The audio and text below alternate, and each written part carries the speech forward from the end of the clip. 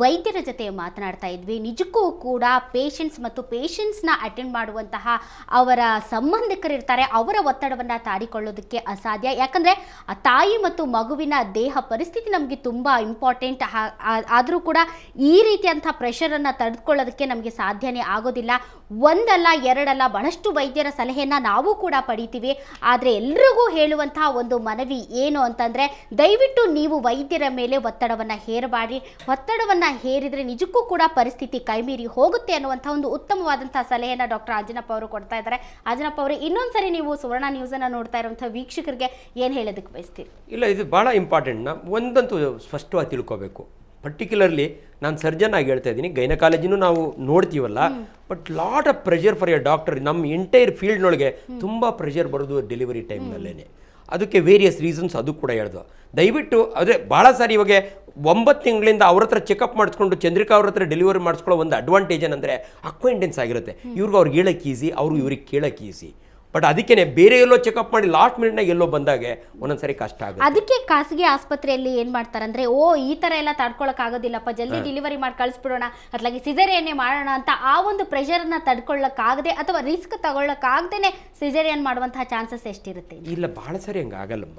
Unless ನಾನು ಅವಲ್ಲಿ ನೀವು ಒಂದು ಬೇಬಿ ವೆಯ್ಟ್ ಕೇಳಿದ್ರಿ, there are definite indications for caesarean. ಅಂದರೆ ಸಿಸೇರಿಯನ್ ಯಾವಾಗ ಮಾಡಬೇಕು ಅಂತ ನಮ್ಮ ಪುಸ್ತಕದಲ್ಲಿ ಸ್ಪಷ್ಟವಾಗಿ ಬರೆದ್ಬಿಟ್ಟಿದ್ದಾರೆ. ಮೆಟರ್ನಲ್ ಇಂಡಿಕೇಶನ್, ತಾಯಿ ಪೆಲ್ವಿಸ್ ಬಗ್ಗೆ ಆವಾಗಲೇ ಡಾಕ್ಟರ್ ಚಂದ್ರಿಕಾ ರಾವ್ ಮಾತಾಡಿದ್ರು. ನೀವು ವೆಯ್ಟ್ ಬಗ್ಗೆ ಕೇಳಿದ್ರಿ, ಮಗು ಅಡ್ಡ ಕೂತಿತ್ತು ಅಂದರೆ definite indication for caesarean. But weight is not a definite ಇದೇಂತರ ರಿಲೇಟಿವ್ ಇಂಡಿಕೇಶನ್ ಅವೆಲ್ಲ. So but one thing, delivery ಟೈಮ್ನೊಳಗೆ ದಯವಿಟ್ಟು have lot of confidence in the doctor. Private ಆಗಲಿ ಗೌರ್ಮೆಂಟ್ ಆಗಲಿ, ಹ್ಯಾವ್ ಕಾನ್ಫಿಡೆನ್ಸ್. ಬಟ್ ಇನ್ನೊಂದು ಏನಾಗುತ್ತೆ, ಪ್ರೈವೇಟ್ನೊಳಗೆ ಕೆಲವು ಸಮಯ ನಮ್ಮ ಹಾಸ್ಪಿಟ್ಲು ರೆಫರಲ್ ಸೆಂಟರ್ ಇರುತ್ತೆ, ಬೇರೆ ಎಲ್ಲೋ ನರ್ಸಿಂಗ್ ಹೋಮ್ನ ಟ್ರೈ ಮಾಡಿರ್ತಾರೆ, ಅಲ್ಲೂ ಕೂಡ ಅವ್ರೇನು ಏಕ್ದಮ್ ಸಿಸೇರಿಯನ್ ತೊಗೊಳ್ಳಲ್ಲ, ಒಂದು ಟ್ರಯಲ್ ನೋಡಿ ಅಂತಲೇ ಕಳಿಸ್ತಾರೆ ಮೇಜರ್ ಹಾಸ್ಪಿಟ್ಲಿಗೆ. ಬಟ್ ಒಂದು ಸ್ಪಷ್ಟ ಇಂಡಿಕೇಶನ್ ಇದು, ಜನ ಕಾಲೋಕ್ವಿಯಲ್ ಆಗಿ ಯಾವಾಗಲೂ ಮಾತಾಡ್ತಾರೆ, ದುಡ್ಡು ಜಾಸ್ತಿ ಬರಲಿ ಅಂದ್ಬಿಟ್ಟು ಸಿಸೇರಿಯನ್ ಮಾಡ್ತಾರೆ. ಬಟ್ ಇದು ಡೆಫಿನೆಟ್ಲಿ ಭಾಳ ಸಾರಿ ತಪ್ಪು ಭಾವನೆ ಅದಂತ ನಾನು ಹೇಳ್ತೀನಿ. ಇನ್ಫ್ಯಾಕ್ಟ್ ನನಗೊಬ್ಬ ಗೈನಕಾಲಜಿಸ್ಟ್ ಗೊತ್ತು, ಆಬ್ಸ್ಟೆಟ್ರಿಷಿಯನ್ನು, ಅವ್ರು ಮೊದಲೇ ಹೇಳ್ಬಿಡೋರು 25,000 ರೂಪಾಯಿ ಕಟ್ಬಿಡಿ, ನಿಮಗೆ ಚಿಂತೆ ಬೇಡ, ನಾನು ಸಿಸೇರಿಯನ್ ಮಾಡ್ತೀನೋ ನಾರ್ಮಲ್ ಮಾಡ್ತೀನೋ. ಯಾಕಂದ್ರೆ ನಿಮ್ಗೆ ಒಂದು ಟೆನ್ಷನ್ ಏನು ಗೊತ್ತೋ, ಡಾಕ್ಟ್ರ್ ಬೇಕು ಅಂತ ಜಾಸ್ತಿ ದುಡ್ಡು ಬರಲಿ ಅಂತ ಸಿಸೇರಿಯನ್ ಮಾಡ್ತೀರಿ ಅಂತ ನಿಮ್ಗೆ ಅನುಮಾನ ತಾನೆ.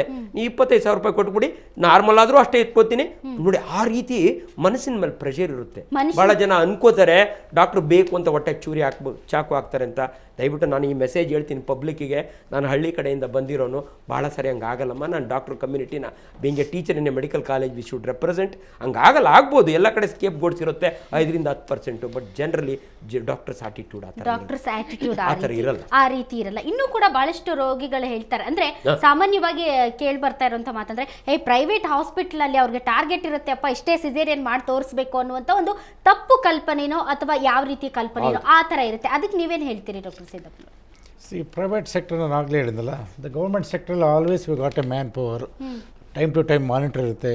ಹಾಗಾಗಿ ನಮ್ಮ ಹತ್ರ normally allow them to go for a normal delivery unless is absolutely indicated. ಸಿದ್ದಪ್ಪನವರೇ, ಸರ್ಕಾರಿ ಆಸ್ಪತ್ರೆಯಲ್ಲಿ ನಾರ್ಮಲ್ಗೆ ಟ್ರೈ ಮಾಡಿದ್ವಿ, ನಾರ್ಮಲ್ ಆಗಿಲ್ಲ, ಅದಕ್ಕೆ ಈಗ ಖಾಸಗಿ ಆಸ್ಪತ್ರೆಗೆ ಬಂದ್ವಿ, ಅಲ್ಲಿ ಒಳ್ಳೆ ಸೌಲಭ್ಯ ಸಿಗುತ್ತೆ ಅಂತ ಅಲ್ಲಿ ಸಿಸೇರಿಯನ್ ಮಾಡಿದ್ರು. ಅಲ್ಲ, ನಮ್ಮಲ್ಲಿ ಸೆಕ್ಷನ್ 24/7 ನಡೀತಾ ಇರುತ್ತಲ್ಲ, ಇವಾಗ ಬಿಟ್ಟು 15-20-25 ಸೆಕ್ಷನ್ ಆಗುತ್ತೆ. If ನೆಸರಿ they will take for a section, say they will assess all the things, maternal condition, fetal condition assess ಮಾಡಿ. If they are not able to conduct a normal delivery, then we will take it to the section. ಹಾಗಾದ್ರೆ ಯಾಕೆ ಸರ್ಕಾರಿ ಆಸ್ಪತ್ರೆಯಲ್ಲಿ normal ಡೆಲಿವರಿಗಳೇ ಜಾಸ್ತಿ ಆಗುತ್ತೆ, ಖಾಸಗಿ ಆಸ್ಪತ್ರೆಯಲ್ಲಿ ಸಿಸೇರಿಯನ್ನೇ ಜಾಸ್ತಿ ಆಗುತ್ತೆ ಅನ್ನೋದಕ್ಕೆ ಒಂದು ಡೈರೆಕ್ಟ್ ಕಾರಣ ಏನು ಅಂತ ಹೇಳ್ತೀರಾ? ಒಂದು ಡೈರೆಕ್ಟ್ ಕಾರಣ ಇಲ್ಲ, ಬೇಕಾದಷ್ಟು ಕಾರಣಗಳಿದೆ. ಈಗ ಒಂದು ಸಿಂಪಲ್ ಆಗಿ ನಿಮ್ಗೆ ಹೇಳೋದಾದರೆ, ಗೌರ್ಮೆಂಟ್ ಹಾಸ್ಪಿಟಲಲ್ಲಿ ಅವ್ರ ಡಾಕ್ಟ್ರ್ ಹೇಳ್ದಂಗೆ ತುಂಬ ಜನ ಇರ್ತಾರೆ, ಯೂನಿಟ್ಸ್ ಇರುತ್ತೆ, ಬೇಕಾದಷ್ಟು ಸೀನಿಯರ್ ಮೋಸ್ಟ್ ಗೈನಕಾಲಜಿಸ್ಟ್ ಇರ್ತಾರೆ, ಅವ್ರ ಕೆಳಗಡೆ ಇರೋರು PGs ಎಲ್ಲರೂ ಇರ್ತಾರೆ. ಹಾಗಾಗಿ ಯಾವುದೇ ಒಂದು ರಿಸ್ಕ್ ತಗೊಳ್ಳೋಕ್ಕೆ ಅವ್ರಿಗೆ ಏನು ಕಷ್ಟ ಅನ್ಸಲ್ಲ. ಈಗ ಯಾವುದೋ ಒಂದು ಮೊದಲನೇದು ಒಂದು ಸಿಸೇರಿಯನ್ ಆಗಿರುತ್ತೆ, ಈಗ ವಿ ಬ್ಯಾಕ್ ಅಂತೀವಿ, ಅಂದರೆ ವೆಜೈನಲ್ ಬರ್ತ್ ಆಫ್ಟರ್ ಸಿಸೇರಿಯನ್ ಸೆಕ್ಷನ್ ಅಂತ ಸೆಕೆಂಡ್ ಒನ್ ಆಗಿರ್ಬೋದು. ಅದಕ್ಕೆ ವೆಜೈನಲ್ ಡೆಲಿವರಿ ಟ್ರೈ ಮಾಡೋಕ್ಕೆ ಅವ್ರಿಗೆ ಯಾವುದೇ ರೀತಿ ಹೆಸಿಟೇಷನ್ ಇರಲ್ಲ. ಬಟ್ ಪ್ರೈವೇಟ್ ಅಂತ ನೀವು ತಗೊಂಡಾಗ, ಈಗ ನಮ್ಮ ಹಾಸ್ಪಿಟ್ಲ್ ಅಂದರೆ ನಾನು ಒಬ್ಬಳೇ, ಅಲ್ಲಿ ಯಾವುದೇ ಒಂದು ಪೇಷಂಟ್ಗೆ ಒಳ್ಳೇದಾಗಲಿ ಕೆಟ್ಟದಾಗಲಿ ನಾನು ಒಬ್ಬಳೇ ಜವಾಬ್ದಾರಿ ತಗೋಬೇಕು. ಸೊ ಹಾಗಾಗಿ ಆಮೇಲೆ ಈ ಲಿಟಿಗೇಷನ್ ಇಂಥದ್ದೆಲ್ಲ ಇತ್ತೀಚೆಗೆ ಜಾಸ್ತಿ ಬರ್ತಾ ಇದೆ. ಈ ಪೇಷಂಟ್ಸ್ ಯಾರೂ ಸುಮ್ಮನೆ ಕೂತ್ಕೊಳ್ಳೋದಿಲ್ಲ, ಎಲ್ಲ ಹೇಳ್ತಾರೆ ನೀವೇನು ಇಷ್ಟ ಬರುತ್ತೋ ಮಾಡಿ ಅಂತ. ಬಟ್ ಅವ್ರದ್ದು ಒಂದು ಸೇಯಿಂಗ್ ಇದ್ದೇ ಇರುತ್ತೆ, ಪೇಷಂಟ್ಗಾಗಲಿ ಮಗುಗಾಗಲಿ ಪ್ರೈವೇಟಲ್ಲಿ ಒಂದೇ ಒಂದು ಚೂರು ತೊಂದರೆ ಆದರೂ ಕೂಡ ಯಾರೂ ಸುಮ್ಮನಿರೋದಿಲ್ಲ ಆ ಕಡೆಯವರು. ಅದೇ ನೀವು ಗೌರ್ಮೆಂಟಲ್ಲಿ ಹೋಗಿ ಒಂದು ಸ್ವಲ್ಪ ತೊಂದರೆ ಆದರೆ ಅದನ್ನು ಎಕ್ಸ್ಪ್ಲೇನ್ ಮಾಡ್ಬೋದು ಅವರು, ಈ ರೀತಿ ಇತ್ತು ಪೇಷಂಟ್ಗೆ, ನೀವು ಈ ಕಂಡೀಷನಲ್ಲಿ ಬಂದಿದ್ದೀರಾ, ಸೊ ಹಾಗಾಗಿದೆ, ಯಾರ್ದೇನು ತಪ್ಪಿಲ್ಲ, ಅದನ್ನು ಅವರು ಸಬ್ಸ್ಟಾನ್ಷಿಯೇಟ್ ಮಾಡ್ಕೊಳ್ಬೋದು. ಬಟ್ ಪ್ರೈವೇಟಲ್ಲಿ ಇದೇ ಸ್ಥಿತಿ ಏನಾದರೂ ಪ್ರೈವೇಟಲ್ಲಿ ಬಂತು ಅಂದರೆ ಆ ಡಾಕ್ಟರ್ನ ಅವರು ಖಂಡಿತ ಸುಮ್ಮನೆ ತಗೊಳಕ್ಕೆ ಇಷ್ಟ ಇಲ್ಲ. ಸೊ ಸ್ವಲ್ಪ ನಾವು ಹೆಸಿಟೇಟ್ ಮಾಡೋ ಅಂತ ಸಿಚುಯೇಷನ್ ಇದೆ ಈಗ ಪ್ರೈವೇಟಲ್ಲಿ. ಮತ್ತೆ ಡಾಕ್ಟರ್ ಅಂಜನಪ್ಪ ಕೂಡ ಬಹಳಷ್ಟು ವೀಕ್ಷಕರಿಗೆ ಹೇಳ್ತಾ ಇದ್ರು, ಸುಮ್ಮನೆ ಟೆನ್ಷನ್ ಕೊಡಬೇಡಿ, ಒತ್ತಡವನ್ನು ಹೇರಬೇಡಿ ಅಂತ. ಇನ್ನೊಂದು ಕಾರಣ ಹೇಳಬೇಕು ಅಂದರೆ ಡಾಕ್ಟರ್, ಈಗ ನಮ್ಮ ಸೀರಿಯಲ್ಗಳಲ್ಲಿ ಅಥವಾ ಫಿಲಮ್ಗಳಲ್ಲಿ ಈ ಡೆಲಿವರಿ ಆಗುವಂತಹ ರೀತಿಯನ್ನು ತೋರಿಸೋದು ತುಂಬ ಹೈಪ್ ಕ್ರಿಯೇಟ್ ಮಾಡ್ತಾರೆ. ಆ ನೋವು ತಡ್ಕೊಳಕ್ಕಾಗೋದಿಲ್ಲ, ಅದೆಲ್ಲ ನೋಡ್ಬಿಟ್ರೆ ನಾರ್ಮಲ್ ಆಗಿ ನಮ್ಮಂಥ ಹೆಣ್ಮಕ್ಳು ಕೂಡ ಡೆಲಿವರಿ ಅಂದ್ರೆ ಹೀಗಿರುತ್ತೇನೋ ಅನ್ನುವಂಥ ಒಂದು ಭಯ ಕಾಡುತ್ತೆ. ಸೊ ಆ ಒಂದು ಈಗ ಡಾಕ್ಟರ್ ಹೇಳ್ದಾಗೆ ತನ್ನ ಮಗಳು ನೋವನ್ನು ಅನುಭವಿಸ್ತಾ ಇದ್ದಾರೆ, ಅಯ್ಯೋ ನಾವು ತುಂಬಾ ಸೂಕ್ಷ್ಮವಾಗಿ ಬೆಳೆಸಿದೀವಿ, ನೀವು ಸಿಸೇರಿಯನ್ ಮಾಡ್ಬಿಡಿ ಅಂತ. ಸೊ ಇದು ಕೂಡ ಆ ತರ ಕಾರಣಗಳು ಇರಬಹುದಾ ಅಂತ. ತುಂಬಾ ಜನ ಏನಂದ್ರೆ ಅವ್ರಿಗೆ ಲೇಬರ್ ಪೇನ್ ತಡ್ಕೊಳ್ಳೋಕೆ ಮುಂಚೆಯಿಂದಾನೇ ಅನ್ಕೊಂಡ್ಬಿಡ್ತಾರೆ, ನನ್ಗೆ ಶಕ್ತಿ ಇರಲ್ಲ, ನಾನು ತಡ್ಕೊಳ್ಳಲ್ಲ, ನಂಗೆ ಯಾವುದೇ ರೀತಿ ಪೇನ್ ಆಗಬಾರ್ದು, ನೀವು ಹಾಗೆ ಏನು ಬೇಕನ್ನ ಮಾಡಿ, ಇಲ್ಲ ನಾರ್ಮಲ್ ಅನ್ನ ಮಾಡಿ, ಇಲ್ಲ ಸಿಸೇರಿಯನ್ ಅನ್ನ ಮಾಡಿ, ನಂಗೆ ಪೇನ್ ಆಗಬಾರ್ದು. ಅದಕ್ಕೋಸ್ಕರ ಈಗ ಪೇನ್ಲೆಸ್ ಲೇಬರ್ ಅಂತಾನು ಮಾಡ್ತೀವಿ, ಇವನ್ ನಾರ್ಮಲ್ ವೆಜನಲ್ ಡೆಲಿವರಿನೇ ಮಾಡ್ತೀವಿ, ಬಟ್ ಸ್ಟಿಲ್ ಅವ್ರಿಗೆ ಪೇನ್ ಏನೋ ಗೊತ್ತಾಗಲ್ಲ, ಆ ರೀತಿನೂ ತುಂಬ ಆಗುತ್ತೆ. ಬಟ್ ಅಷ್ಟು ಕೂಡ ಕೆಲವ್ರಿಗೆ ತಡ್ಕೊಳಕ್ ಇಷ್ಟ ಇರಲ್ಲ, ನನಗೆ ಏನು ಗೊತ್ತೇ ಆಗಬಾರ್ದು, ಸುಮ್ಮನೆ ನೀವು ಒಳಗೆ ಕರ್ಕೊಂಡೋಗಿ ಆಚೆ ಮಗನ ತೊಗೊಂಬರ್ಬೇಕು, ಇದೇ ಥರ ಇರ್ಬೇಕು, ಆ ಥರ ತುಂಬ ಜನ ಕೇಳ್ತಾರೆ. ಸೊ ಅದ್ರದ್ದು ಯಾಕೆ ಆಗಿರ್ಬೋದು ಅಂದರೆ, ನೀವು ಹೇಳ್ದಂಗೆ ಈ TV ಸೀರಿಯಲ್ಸ್ ಅಥವಾ ಫಿಲಮಲ್ಲೆಲ್ಲ ತುಂಬ ಆ ನೋವು ಅದನ್ನೆಲ್ಲ ತೋರಿಸ್ಬಿಡ್ತಾರಲ್ಲ, ಸೊ ಅವ್ರಿಗೆ ಒಂಥರ ಮುಂಚೆಯಿಂದಾನೇ ಅದ್ರ ಬಗ್ಗೆ ಭಯ. ಹೆರಿಗೆ ಅಂದ್ರೆ ಹೀಗಿರುತ್ತೆ, ಹೆರಿಗೆ ಅಂದ್ರೆ ಹೀಗಿರುತ್ತೆ ಅನ್ನುವಂತ ಕಲ್ಪನೆ ಮದ್ವೆಗೆ ಮುಂಚೆನೆ ಬಂದ್ಬಿಟ್ಟಿರುತ್ತೆ. ಓ ಹೆರಿಗೆ ಅಂದ್ರೆ ಹಿಂಗೆ ಹಿಂಗೆ ಕಷ್ಟ ಇರಬಹುದು, ಅಯ್ಯೋ ಹೇಳ್ತಾರಲ್ಲ ಎರಡನೇ ಜನ್ಮ ಇದ್ದಂಗೆ ಅಂತ. ಈ ಒಂದು ಮಧ್ಯ ಬಹಳ ಚೆನ್ನಾಗಿರೋ ಒಳ್ಳೆ ಮಾತು ಹೇಳ್ತೀರಿ ನೀವು. In fact one of the indication for caesarean ನೀವು ಹೇಳ್ದಂಗೆ ಅವರೇ ನಮ್ಗೆ ಹೇಳ್ತಾರೆ, ನಾವೇ ಹೇಳ್ತೀವಿ ಸ್ವಲ್ಪ ತಡ್ಕೊಳ್ಳಮ್ಮ ನಾರ್ಮಲ್ ಡೆಲಿವರಿ. ಈವನ್ ಪ್ರೈವೇಟ್ನಾಗೂ ಕೂಡ ಇದಾಗುತ್ತೆ, ತಡ್ಕೊಳ್ಳಿ, ನಿಮ್ ಮಗಳು ನೋಡ್ಕೊಂಡು ಪೇನ್ ಇಲ್ದಿರೆ ಡೆಲಿವರಿ ಆಗಲ್ಲ, unless they conduct a painless delivery.